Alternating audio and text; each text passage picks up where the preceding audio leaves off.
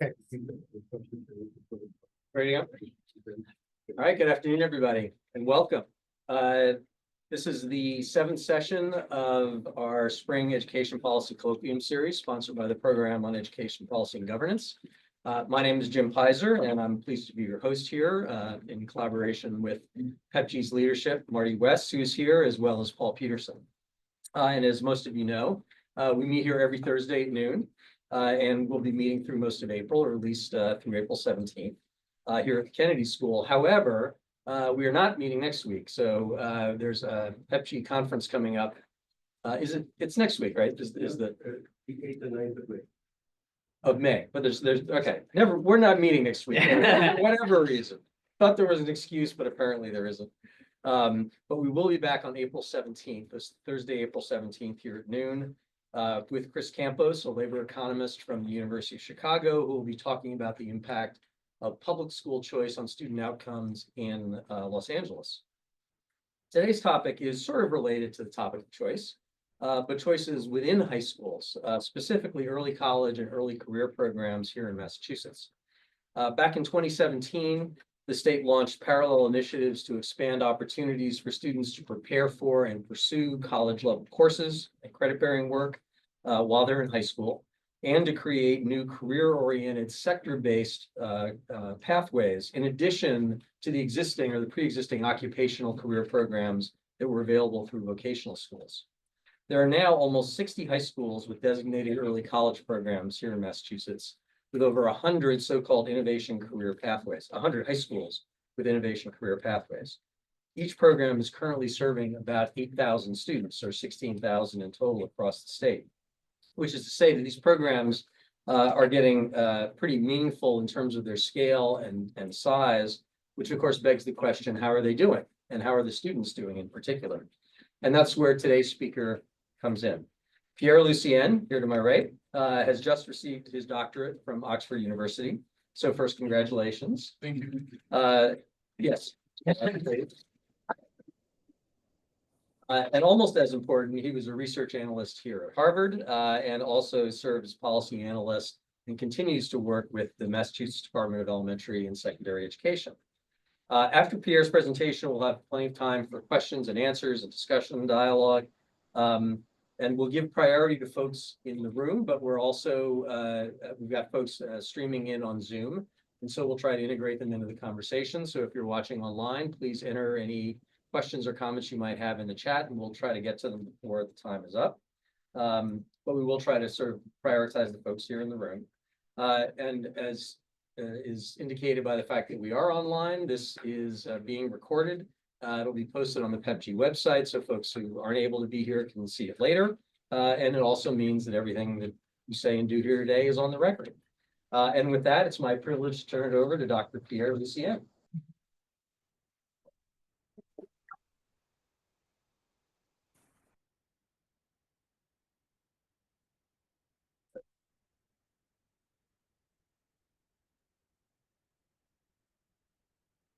So, good afternoon, everyone. While they sort that out, thank you all so much for coming to my talk this afternoon.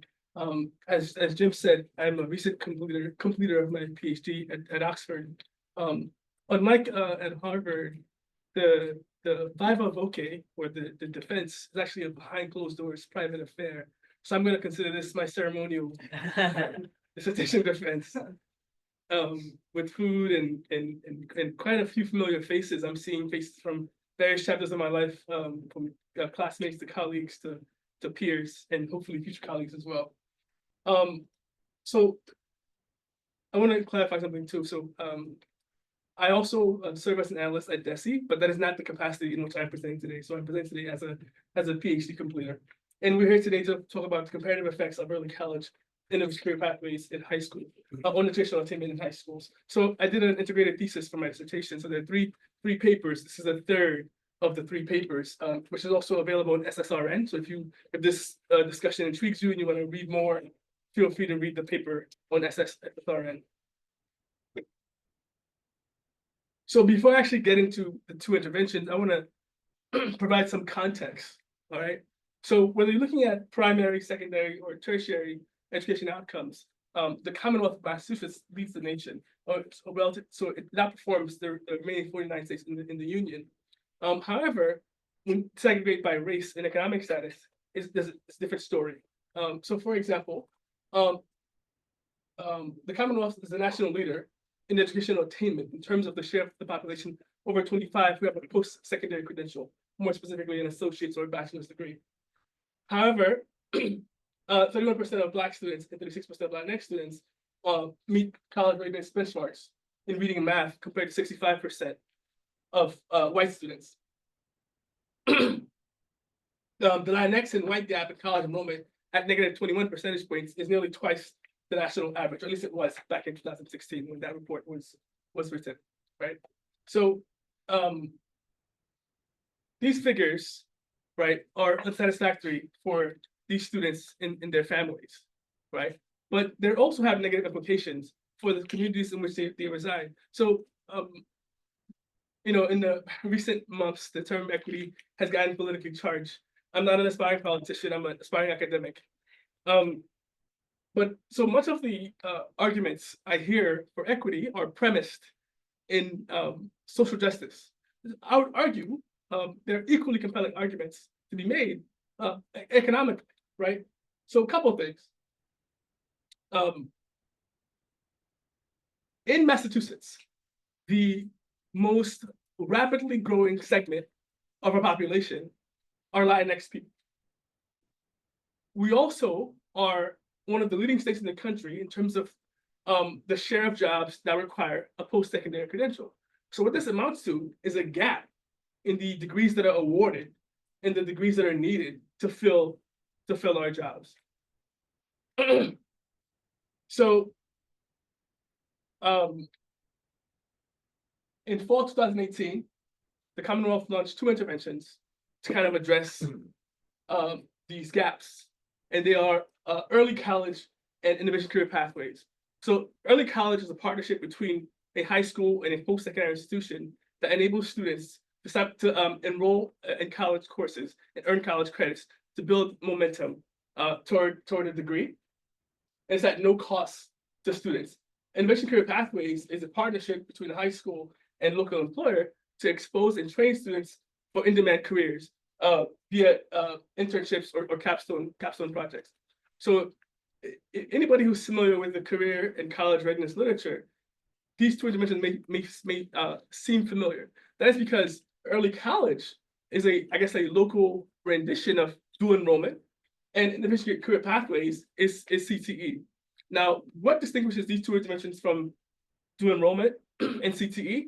Well, it's their shared guiding principles. The 5 guiding principles, which are equitable access, academic pathways, enhanced student support, connections to career, and high quality and deep partnerships. So in this context, equitable access means targeted recruitment of students who are historically underrepresented in higher education. Academic pathways means that they're not taking a random assortment of courses, but that they're conducive toward a goal, like career or major. Enhanced student support, like on-ramping activities to ensure that they succeed when they participate in those programs. Connections to career, and high quality and deep partnerships. So for early college, obviously that's deep partnerships with the colleges, but for ICP, that's deep partnerships with employers.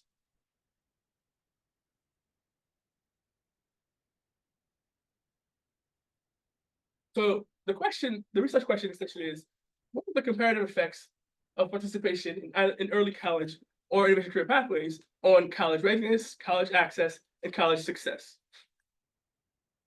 And likewise, how do these comparative effects vary by racial and socioeconomic group, since they were intended with the guiding principle of equitable access, right, and targeted recruitment of students historically underrepresented in higher education. So naturally, we want to explore how it affects those particular students.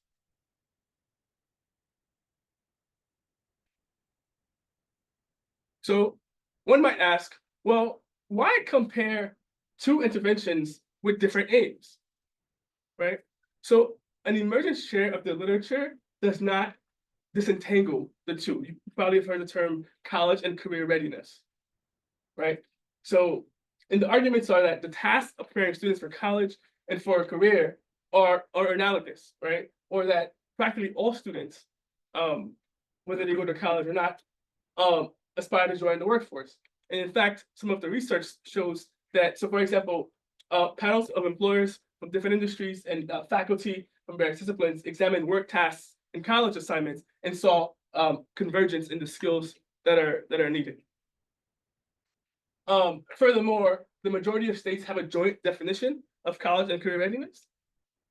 And then I think most relevant to this paper, college and career preparation both have positive effects on educational attainment. In this context, college enrollment and college persistence. By the way, please feel free to ask questions during my presentation. I don't want to just like lecture you. I also, my understanding is that the audience also has like master's and PhD students. So to the experts in the room, if I sound a bit instructive, my apologies. Okay, so when conducting this kind of study, it's important to consider the theories of change. So in this context, I mean, what are the mechanisms by which you can expect early college or individual career pathways to promote college enrollment and completion? So the literature has quite a few. So for early college, there's a reduction in the costs. Everyone here knows that there are astronomical costs associated with attending a college or university in America present day. Better preparing students for college courses by exposure to rigor and college faculty, and enabling them to gain momentum in terms of credit accumulation toward a degree. For innovation career pathways, one of the mechanisms by which it promotes college enrollment is that through their internship, a student may discover that the desired profession requires a degree, which motivates them to pursue it. There's a pedagogical emphasis on applied learning, and this helps retain students that would otherwise be disengaged with their high school curriculum. And then thirdly, students receive more attention from their internship supervisors and their capstone supervisors. There are definitely more in the literature, but just for the sake of the discussions of the few that I'm highlighting.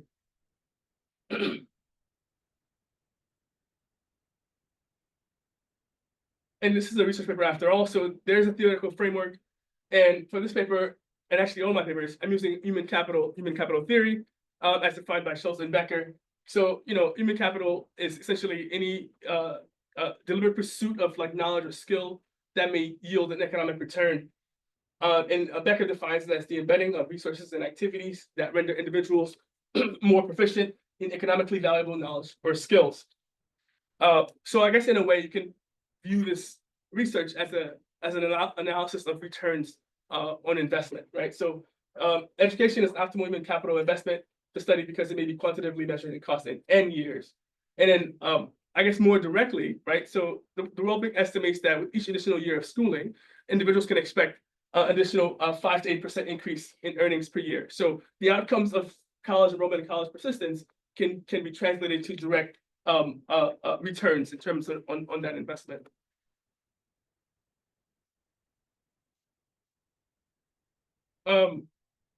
So this is an impact evaluation, right, or comparative impact evaluation. So in an impact evaluation, what we want to do is be able to make causal claims. There are 3 criteria to make causal claims, right? There's temporal precedence, correlation, and ruling out all other plausible explanations. So temporal precedence, meaning that the cause precedes the effect. Correlation, a change in one corresponds to a change in the other, are quite easy to establish. So the purpose of the methods here is for the 3rd criteria, right? So the ruling out of the other plausible explanations. And for this particular study, I used inverse probability of treatment weighting. And I'm going to kind of break down all the things that I do. So Rosenbaum and Rubin, in their seminal paper on the subject, defines propensity scores as the conditional probability of being assigned a treatment given a set of observed covariates. So essentially is, based on the attributes and the information that we have about the individuals in the data set, what is the likelihood that they will have received the treatment? Ordinarily, propensity scores are used to match, right? So essentially for each, so they're for example, one of my papers I do one-to-one matching. So the idea is, for any given student who received the treatment who have a certain propensity score, there's like a caliper, which is the minimum distance from which you can match them, and they're matched 1-to-1, and then you compare the outcomes, right? But so for this particular paper, however, I am using there's 2 treated groups and 1 untreated group, so there's 3. So matching it's quite difficult to match when there are 3 as opposed to 2. So that said, I used what's called generalized propensity scores. And the difference between generalized propensity scores is that the underlying regression that was calculated is a multinomial logistic regression. So what exactly is inverse probability of treatment weighting? So it's an extension of like survey weighting. So typically, researchers, when they're trying to make an inference about a population, they'll draw a sample. However, sometimes that sample is not representative of the population, which limits their ability to make to generalize their inferences. So one of the things that they do sometimes is they weight that sample. So as the illustration is showing here, so let's say, for example, we have a population which is at the top, and attribute yellow is represented at 30%, attribute orange at 40%, and attribute green also at 30%. However, when you draw the sample, those attributes are represented at 30, 36, and 34% respectively. So that sample is not as representative of the population as you want it to be able to generalize your findings. So you weight the sample, you create a synthetic sample by weighting. And so for example, you would so the 30% from your sample, you would weight by 1 because it corresponds to population. The 36% you would weight by 1.11 so they can resemble the population. And then the green attribute you would weight by 0.89, right? And so you get the synthetic sample. And then so therefore now your weighted sample or synthetic sample is representative of the population, and your findings are more generalizable. So this inverse probability of treatment weighting is an extension of that. So except here we're not trying to resemble the population, we're trying to create balance between the treated and the untreated groups, which is why we do the inverse. So for example, if there's certain individuals that are overrepresented, right, they'd be weighted less. And if they're underrepresented, they'd be weighted more. And if they're overrepresented, they'd be weighted less. And that creates balance between the treated and the untreated groups. And this is important because once you have the balance, right, there are then no observed systematic differences between the treated group and the untreated group. And then the difference in outcomes can be more confidently attributed to the interventions. All right, so that's the gist of the inverse probability weighting. Also in the models, I incorporate school fixed effects. This just ensures that students are being compared to others in their own school. In the case that there are school effects, right? So like schools have different rates at which they send students to college, and there might be other things happening at the school that are contributing to the differences in outcomes. But when you have school fixed effects, you're only comparing students to those who attend their school to kind of rule out the potential effects that schools may have. And I also incorporate interactions. So an interaction is when the relationship between 2 variables changes depending on the value of a 3rd variable. And this is kind of how I gauge how program participation affects Black students, Latinx students, as well as like low-income students, to get a better sense of how it's fulfilling its guiding principle of equitable access. Sure, I'll break the ice and ask a question. Are these innovative pathways in the early college models, are they generally available at all of the high schools, like both being available at the high schools in your sample, or is it usually early college is at one high school, career pathways is at another high school? Marty, thanks for breaking the ice and asking the question. So the sample that I used is from 2018, 2022. So in those years, there's minimal overlap between the 2 interventions. That is not the case now. There's more overlap now, but I stopped in 2022. So the effects you're comparing at the end of the day will be sort of estimated off of different samples. So we should keep that in mind. Is one way to, yeah. Sure. Okay. Yeah. So also too, EC and ICP, so schools must apply for designation from the state. And after like a board or panel reviews the applications, schools are then granted designation to offer either of the 2 interventions or both. But like I said, in this particular sample, there's minimal overlap between the two, or negligible overlap between the two interventions.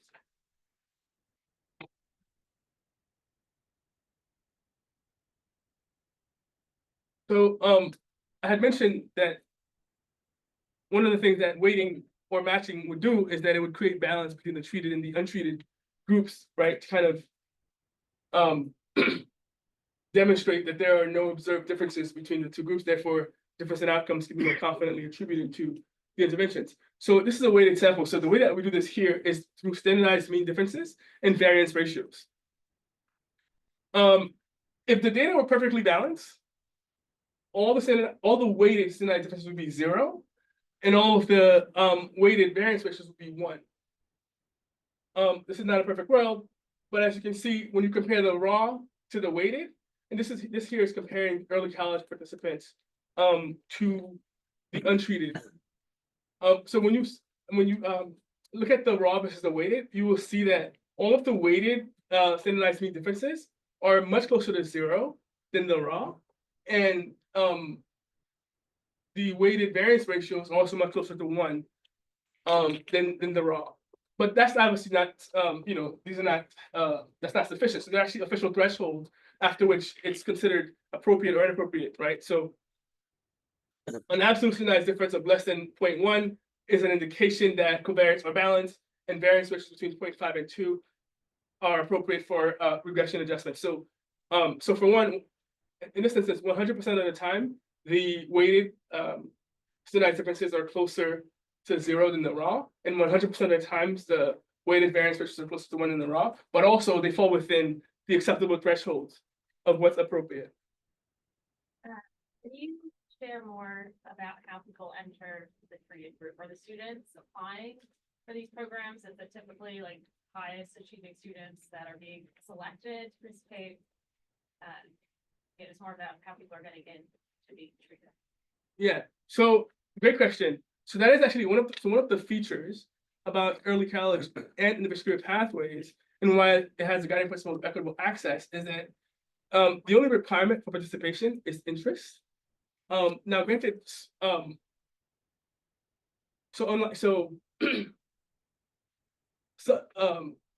dual enrollment interventions kind of demonstrate to have they have positive outcomes, positive effects on students, but they tend to be higher achieving students that have access to those interventions. But early college and individual pathways, at least by design, designation is that students are ought to be considered for participation without regard for prior achievement. So in any given student at the schools that receive designation, the requirement is interest. Now, that's not to say that the schools are not selecting by some undocumented or unobserved manner, but that is not the policy required by the state. There is one quick follow-up. Do you have any sense for the extent to which the programs are oversubscribed, so they need to somehow choose students, or are they pretty much taking anyone who signs up? So there's also great variation in the share of students that participate in the program per school. During the period of this study, there was one school that it was a whole school program, the entire school, but all other programs, the range is from 5%, I guess all the way up to 100%, right? And everything in between. But there isn't a sense of oversubscription in the way that you're saying, just that this variation in the share of students that participate in any given school. And my sense, I guess, is that there's not a big admissions process in all of this, although there may be some capacity constraints that mean not everybody who expresses interest can get access. You think that's generally the case? I don't think that's a concern that we've come across at least during the years of this study. Yeah. And also, by the way, so Jim was Secretary of Education during the time of this study, so he also knows quite a bit about the intervention. So feel free to ask him questions. Can you talk about when students participate in early college, are they traveling to a college campus? Are they just taking more advanced classes at their school? Like, is there something about like schools that are close to a UMass campus? Those are the ones that have, 100% take up, and then schools that are farther away don't have take up, or like, how does that work? So by design, there's great flexibility in how the schools offer their early college. So what's required of them is that they offer a college level course that is instructed by a qualified instructor. But so that may happen on their at the high school or on a college campus. So it actually varies quite a bit. More of a reason why yeah.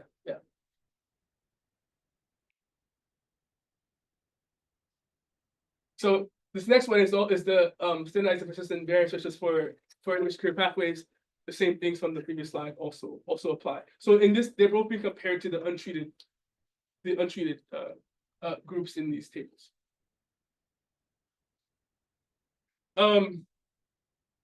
So on to the findings. So the first column there, which is the weighted regression, estimates that early college participants have 1.6 or 60% higher odds of enrolling in college than non-participants, and that English career pathway participants have 1.46 or 47% higher odds of enrolling in college relative to non-participants when controlling for all these other covariates. So the second model there is incorporating the school fixed effects. As I mentioned, this isn't when they're being compared to students in their schools, and we see that the odds ratios for ICP remain relatively unchanged, but the odds ratios for early college increase. And so this suggests that there's quite a bit of variation by school in the effects of early college.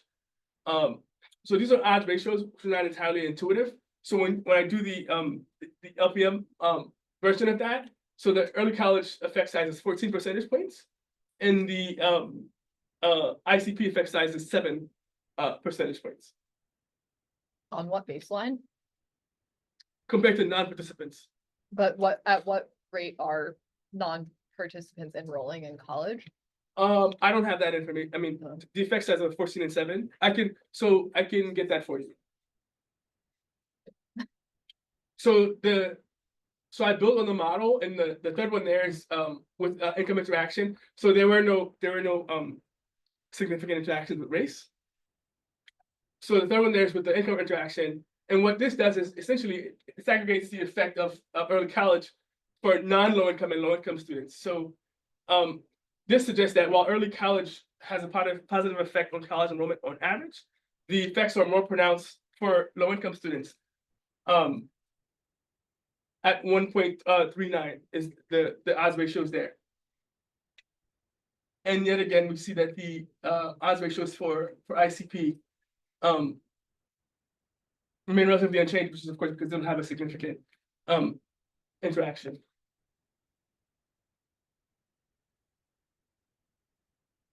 This is an illustration of the so I guess it kind of answers your question. You do have it. Yes, this is the question.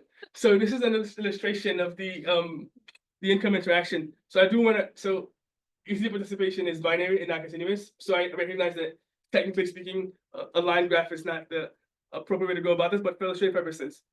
So as you can see,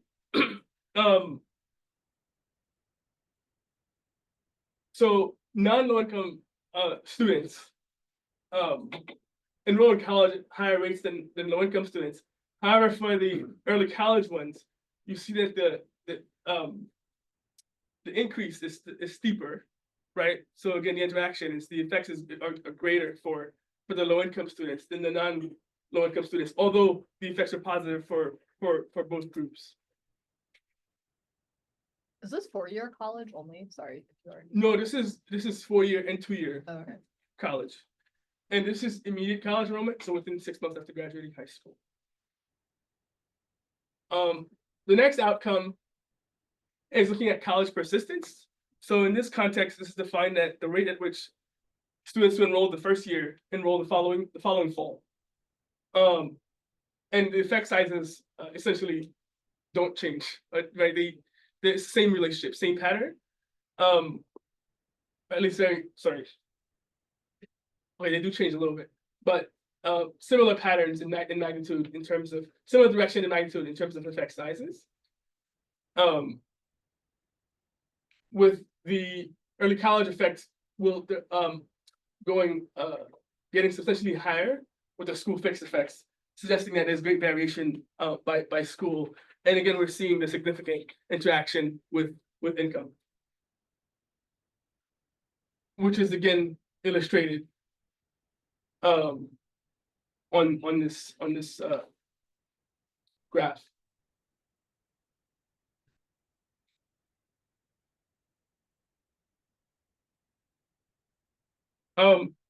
I would be remiss to not acknowledge the various limitations.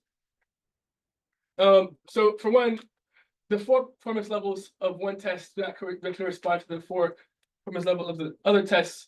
So if you, just for some context, I use performance levels for the test scores as opposed to the scale scores. And the reason why is because during the course of this study, DESE had 3 different standardized tests.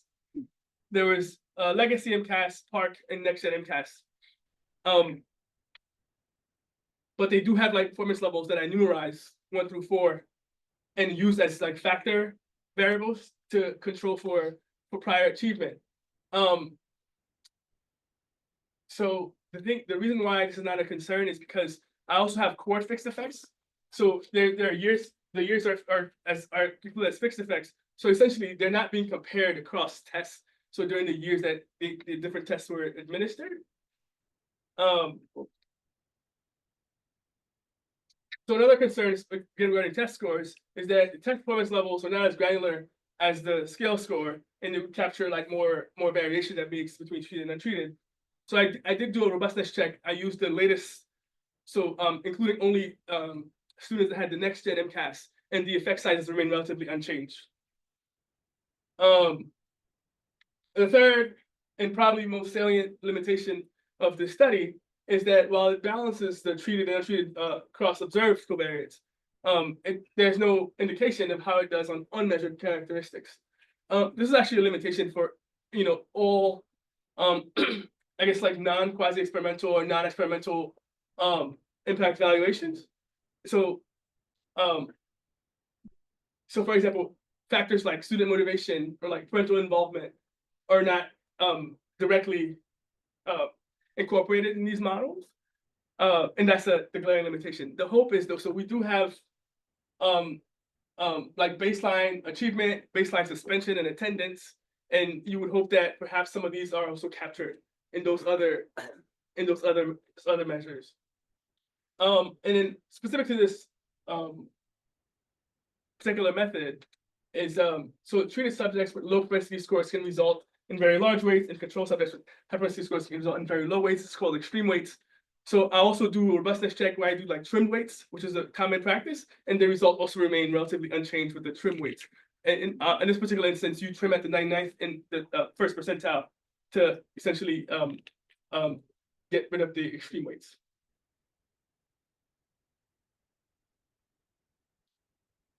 There are various discussion points that emerge. So for one, the effect sizes from this study for early college as well as ICP are consistent with findings in literature. So the early college, so I told you in terms of probability, early college is associated with a 14 percentage point increase in college enrollment.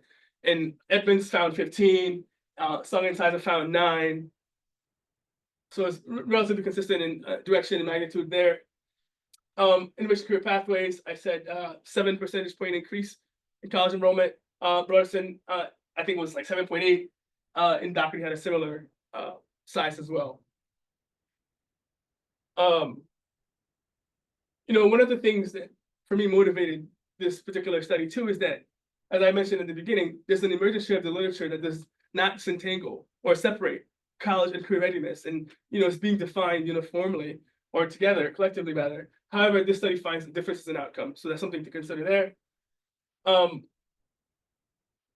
must also point out that there are some observed differences in terms of the profiles of the schools and the students the schools that offer ICP. So the same, so while there is some overlap, right, it appears that different schools are offering different interventions.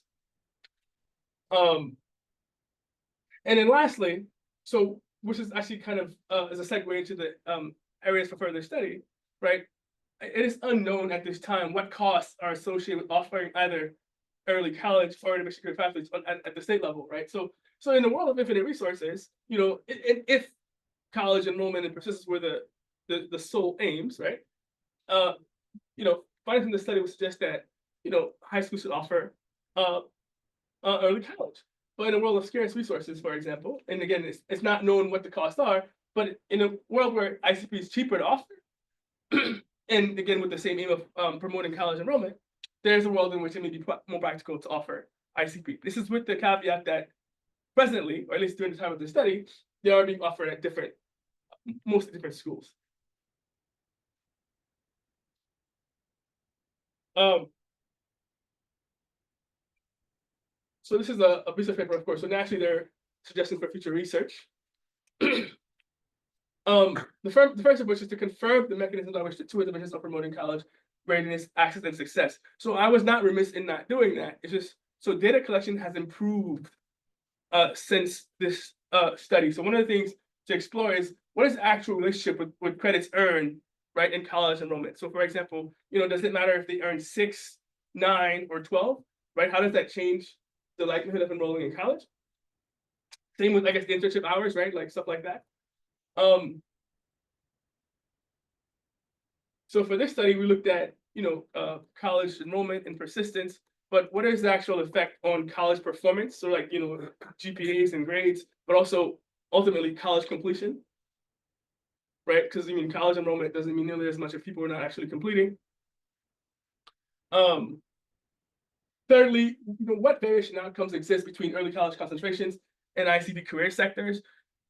So again, the data collection has improved, but at the time, for example, ICP, at the time, it wasn't being collected like what areas they were actually like studying, but the literature has shown that while ICP while CTE on average has positive effects on college enrollment, it varies greatly by area, by sector, right? So that's going to be interesting to look at. And then also, you know, what are the effects of interventions on employment status and earnings, which for ICPs, perhaps the more appropriate outcome anyway. I believe this is the conclusion of the presentation portion. So we can now have a discussion about everything that was just covered. Great, thank you, Pierre. Maybe I'll just kick it off and then we'll sort of open it up for folks. There's obviously a lot of, back to the suggestions for further research, a lot more data that could be collected, a lot more analysis that could be done. But the focus here is mostly around the impact on the high schools and the high school students. I wonder if there's any thought that you've given to how early college in particular might be affecting the colleges that are participating in the programs. And this sort of relates to the question earlier about the extent to which the classes or courses are delivered by college faculty or whether they're by essentially high school faculty that are given adjunct status and, you know, delivered in the high school versus on the college. But the extent to which there are sort of, especially probably more community college than four-year institutions, where early college is becoming and dual enrollment generally is becoming a much bigger part of their business model, of their revenue stream, and to some extent of their enrollment. Whether there are some sort of effects that you can measure, quantify, observe on what's happening to higher education as a result of early college program expansion. So I have not investigated that specifically. What I can tell you is a substantial share of the partner IHEs who offer early college are two-year institutions, but the majority of the completers go on to attend four-year institutions. And I don't know if that partially answers your question, but I have not specifically investigated the effects of participation on higher ed institutions other than what I just described.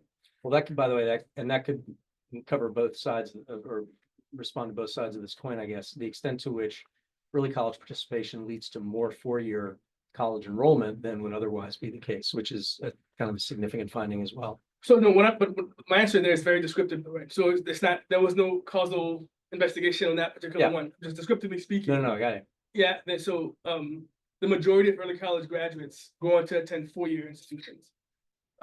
While the majority of IHE partners that offered in high school are two-year institutions. So the question about if there's a difference in effect depending on whether the student attends on a college campus or in high school, it's an interesting question.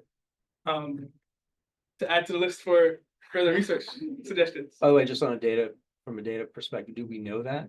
Does that data exist? So we know where a course was taken as opposed to just what the course was? It's complicated. I'll leave it at that. Okay. Or your question? Sure, I'll jump in. You said this was your defense, so I'll ask a defense style Oh, question. boy. That was not an invitation. So, and I'll preface it by saying these results are really useful to policymaking in Massachusetts. And I generally find what you presented sort of compelling from a causal identification standpoint. But so you decided to make comparisons among students within the same schools, right? And you said this makes sense. Presumably that captures, I don't know, unmeasured differences across communities. It also captures any effects of school quality and differences between the schools that offer and don't offer these programs. But it sort of increases the chance that there's student level selection, because at the individual level, you have some students who are making a different decision than others when they both had the opportunity to enroll in these programs available to them. And so another approach that you could have taken would be to try and find comparable high schools, one of which has an early career pathway and one of which doesn't, and then try and find the students in the one that doesn't have the pathway who look most like the students enrolling in the program. Did you give any thought to that approach, and sort of how would you defend what you did over that alternative? Yeah, that's a very fair critique. So,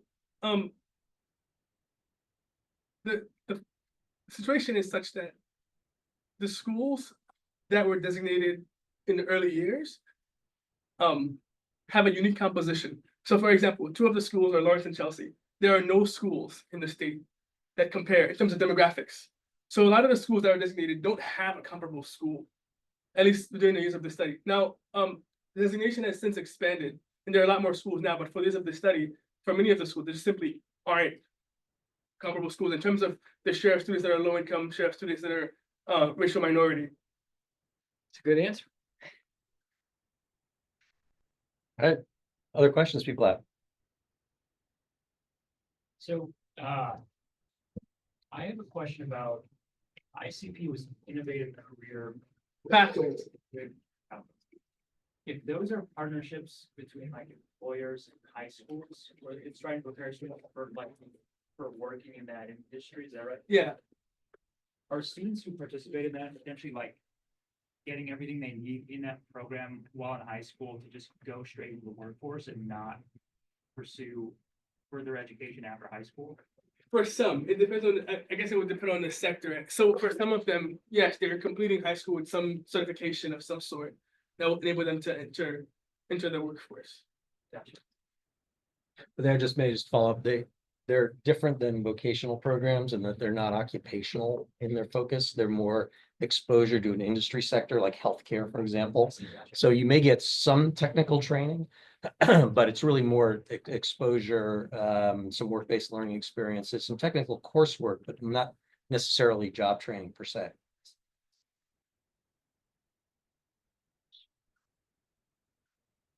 I have a question about balance. So you showed us these because you have three different groups rather than two, Mhm. right? And then you showed us pairwise differences between each of the treatment groups and the non-treated group. But then there's also the difference because you're also trying to make a claim about the effects of these two programs relative to each other. So there's also a difference between the two treatments themselves. And I'm not familiar with how you think about balance when you have these multiple treatment groups. So is there some I see what you're saying, but I guess summarizes the balance across more than two groups at a time? that's just a data presentation question, right? So given that the differences, the weighted differences are essentially non-existent between treatment 1 and untreated and treatment 2 and untreated, right then, I don't know if my arithmetic, but I'll say like transitive property or something. Yes, okay, because if they're both equal, this third thing. So, yeah, so excuse my arithmetic here, I think it's transitive property, right? Yeah. So that would kind of translate in that regard, but I see your point about illustrating it in a way that makes it more, Yeah, and you Clear. can still, if you're gonna appeal to something like significance bounds or something, it's not necessarily the case that it's insignificant. The pairwise, it's a difference would be insignificant for comparing the two treatment groups, just because it's insignificant comparing to the non-treatment group. okay, fair enough. I would guess that it probably is. I've never seen balance presented on this like three-way situation, so I was curious. You know, that's fair enough.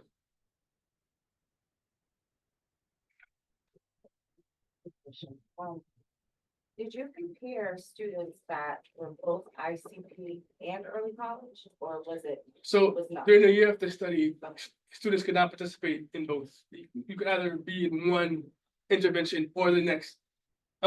So I want to say in a sample of like around 7,000 treated students, there are 270 who attended school that offered both. So it's really like negligible, but nevertheless, they couldn't attend both. This has since changed, of course. Yes. Now there are more schools offering it, and now students are doing both, which was gonna further complicate. That was my follow-up. In your opinion, do you think there is a world that could exist where students could have the opportunity to participate in both? Is that based on your research? Would that be an outcome that would be positive for students to have? That's beyond the scope of my research. My research cannot answer that question. Okay, All I can say is it complicates further evaluations, yeah. I agree. Just to build on that question, so full transparency, I used to work under Secretary Pizer during this time and alongside Pierre building a lot of these designation criteria.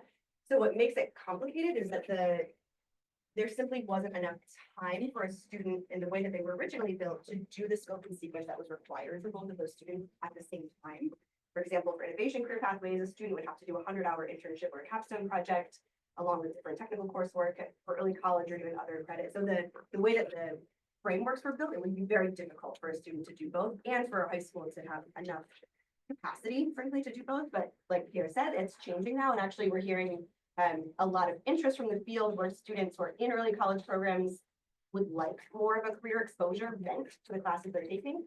And vice versa, the students who are in innovation career pathways, currently credits don't have to be fully transferable, but are interested more in having more access to those credits. So it is interesting to hear your comment where like more and more folks are offering or have an interest in offering both. So I guess, yeah, if your research points to anything, like, what would that third world look like? Like, is there a third option where a student theoretically could have like the best of both worlds? And selfishly, we're digging into my professional world, but yeah. So I think that would require a different study, right? That as a third treated group, which is that one who has students that have both. But given the variation that exists even within the programs, I'm not sure like how conclusive that would even be. But nevertheless, what I can say is this particular research paper does not answer that question. So I'm curious, and I feel like it's a little bit related to these other questions, like about the choice of using only one control group as opposed to like separate control groups for each of these, like especially with propensity score, like some people by construction, it's like their propensity score is 0 because their school doesn't have the program. But like, so only schools that offer one or the other are included in this. Yeah. Yeah. But like, if you're in a school that's only offering innovation career pathways, like you can't like, how do you estimate the propensity score for that student of doing like early college and put them in a control group for, or like if eventually you're using school fixed effects anyway, maybe it kind of doesn't matter, but.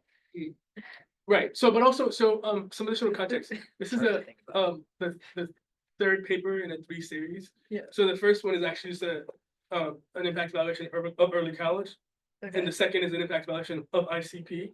So the third one was warranted because the samples are ultimately different. So the 2 findings were not comparable, right? So, Right. but it turns out that the effect sizes from those 2 studies actually correspond to the combined study. Interesting. Michael, do we have any You- questions online? Oh, so can somebody help me with that? With the online questions? Yes, Michael, there are. Yeah, we don't have any right now. Thank you very much for the presentation. So I'd like to ask you about the budget constraint about the early college initiative. So this is a quite effective in order to raise college enrollment rate, especially for the low income household student. So so is there any possible partnership or collaboration with DESE or state government or the government at the federal level? What could be kind of collaboration or partnership could be achieved the situation where the all high school could provide this kind of powerful early college initiative for the benefit all public high school students. Yeah, so that's what. So you're asking essentially like, is there the possibility of the entire state offering? Yeah, early college. yeah. That is beyond my pay grade of a question.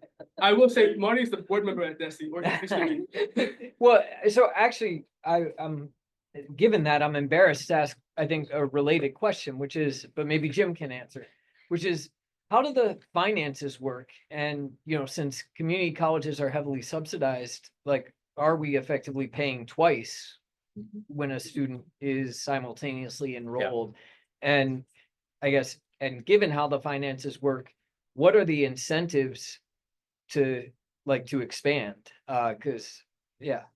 So there's a grant program to support the startup of these programs. So there is some financial incentive to expand, and it has been expanding consistently ever since it started. So we're up to, I think I said earlier, 60 early college high schools with early colleges. That continues to grow, and in theory will grow much beyond that. In terms of the ongoing operating costs, though, that is a real challenge. The dual enroll, there's another line item in the state budget for dual enrollment where the state essentially pays tuition for high school students to attend college courses. And that's been growing as a result of early college. And that's on programs. top of paying for the student to be a high school student. On top And of, so yes. that is double payment. So essentially. the hypothesis, which is not proven to be true yet, was that there would essentially be a negotiation between the high school and the college to cost share for those students. That has, I don't know if that's happened at all, but it has certainly not been the common practice. But to your point, I think the extent to which these programs become more tightly embedded in the underlying state funding formulas for public schools, they're likely to be more sustainable and at larger scale. But in the absence of it, the dual enrollment line item just keeps growing, and there's a point at which it probably can't grow anymore. This kind of underscores the importance of this suggestion for further research of identifying the costs associated with the two interventions. Just gonna add also, I'm Eddie Goldberg, mid-career student here, but also I'm lead the executive office of education. And we know that there are more schools that want these programs than there is funding for them. So when those grants come out, they're way over subscribed. So and with everything that's happening now with finances, I don't anticipate there being additional funding.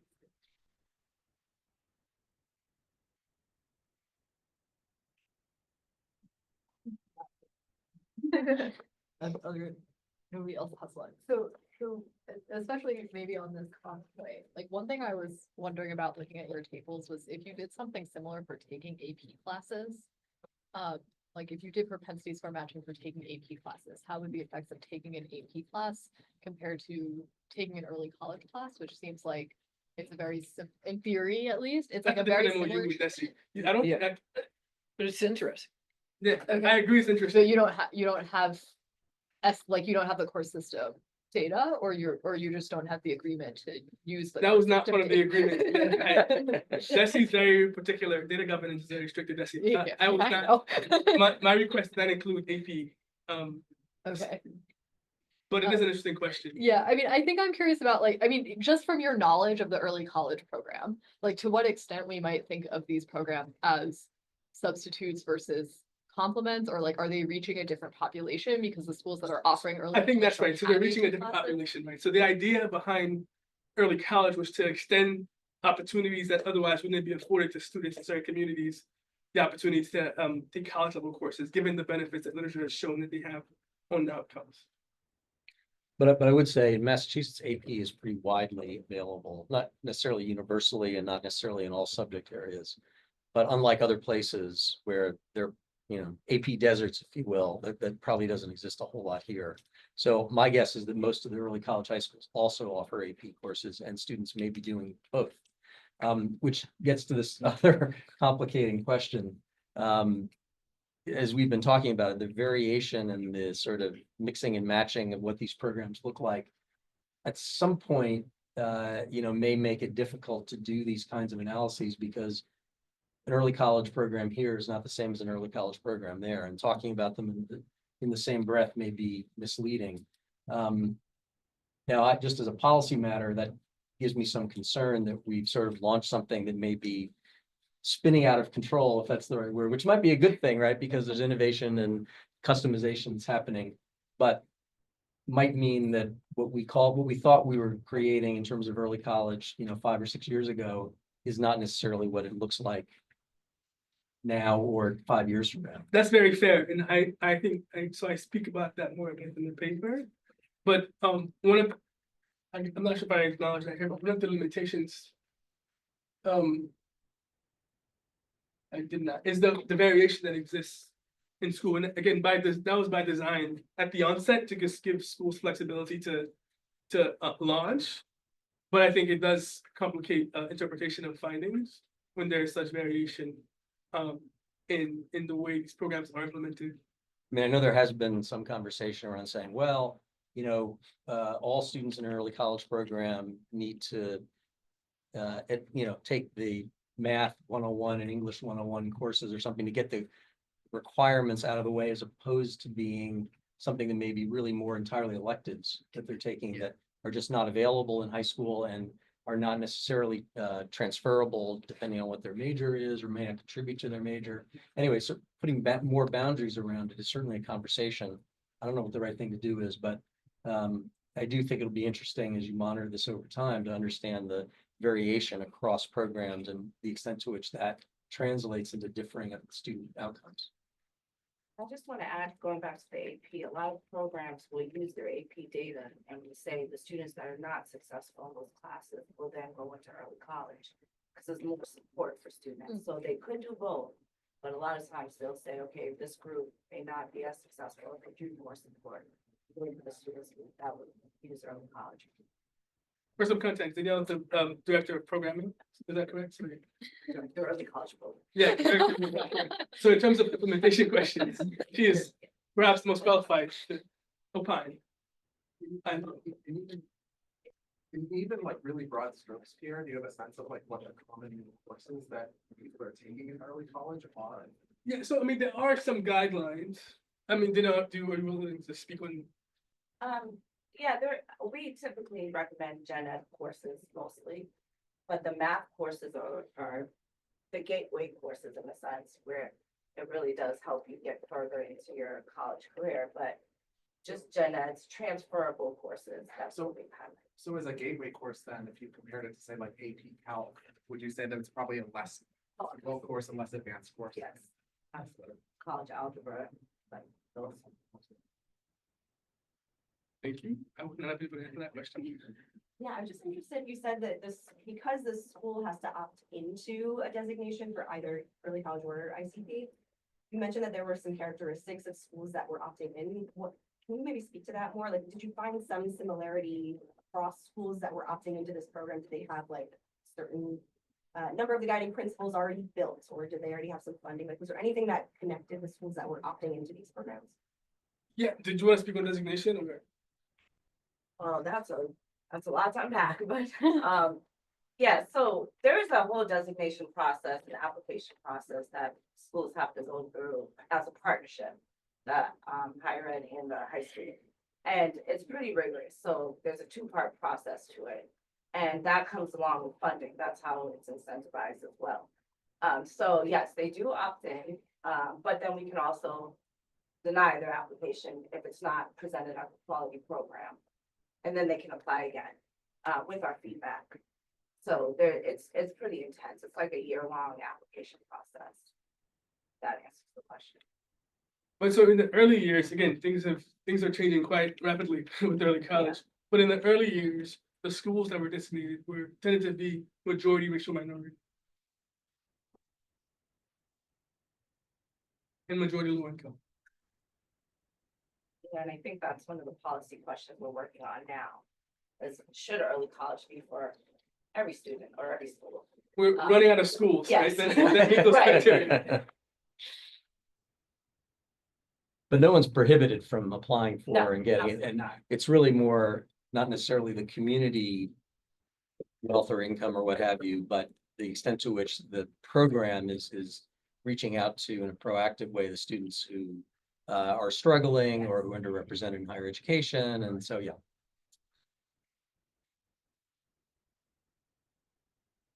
One more question, and I think you could do this with the data that you have. One of the ways in which early college could increase enrollment is by like connecting students to particular institutions, making them familiar with where they are, with people there. And so, can you look at whether the students sort of are more likely to enroll in the institution through which they completed college credit in high school, and how much of a role that could play in the overall effects? So I haven't investigated that specifically, but at first glance, it does not appear to have it. So for example, as I was saying, the majority, at least for the years of the study, the majority of the IT partners that offer early college are two-year institutions, but the majority of early college graduates go into four-year institutions. Yeah, I wouldn't reject that possibility altogether based on that, because what really matters is what would have happened to the marginal people who got induced to go to college, and that's a subset, because you said the baseline, remember the baseline for the control group was like 40% or so, or maybe more, enrolling in college.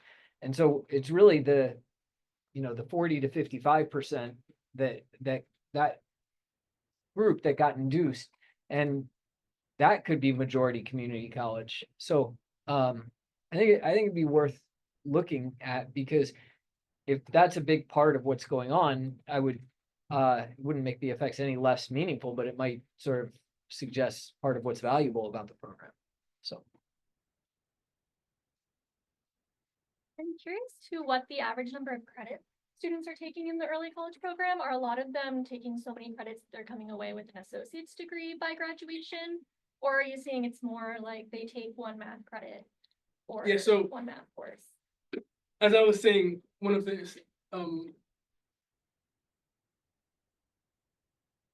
so the top suggestion is confirm the mechanisms. So in the early years of the study, unfortunately, the collection on that wasn't particularly strong. That has since changed, right? In like 22, 23, 24, and so on. So I guess the update or the next iteration of this will explore the relationship between credit accumulation and the outcomes.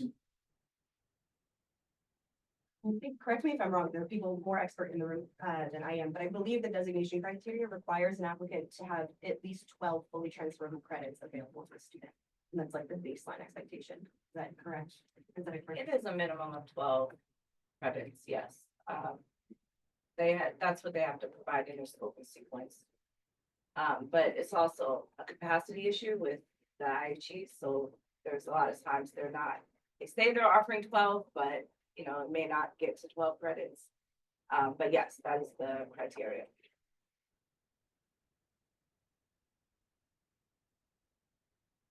Any more questions? Anything from the cyber world? If not, then again, Pierre, thank you so much. That was really terrific.